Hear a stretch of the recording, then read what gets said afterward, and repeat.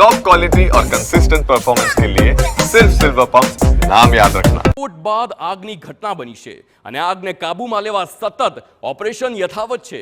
જહાજ પર સતત થઈ રહ્યા છે વિસ્ફોટ અને આ વિસ્ફોટ બાદ ઓપરેશન એ પણ ચાલુ છે અને કાબૂમાં લેવા માટે તમામ પ્રયાસ પણ કરવામાં આવ્યા છે। દુર્ઘટના સમયે જહાજ પર 22 ક્રૂ મેમ્બર્સ હાજર હતા અને 18 ક્રૂ મેમ્બર્સનું અત્યાર સુધીમાં રેસ્ક્યુ કરી દેવામાં આવ્યું છે, પરંતુ 4 હજુ પણ ગુમ છે। સોમવારે સવારે કન્નૂરના અઝિકલ તટથી 44 સમુદ્ર માઇલ દૂર અને એક કન્ટેનર જહાજ એકાએક વિસ્ફોટ થયો હતો તેમાં અને જોતજોતામાં આગે વિકરાળ રૂપ ધારણ કર્યું હતું। સમાચાર મળતા જ ભારતીય દળો બચાવ કામગીરીમાં જોડાયા અને 18 લોકોનું રેસ્ક્યુ કરવામાં આવ્યું। તેમને મેંગલોર પોર્ટ પર સુરક્ષિત પહોંચાડવામાં આવ્યા। જોકે જહાજ પર સવાર જે 4 લોકો છે, જે 4 ક્રૂ છે, તે હજુ પણ તેમની કોઈ ભાળ નથી મળી। આગને કાબૂમાં લેવાના સતત પ્રયાસો ચાલુ છે।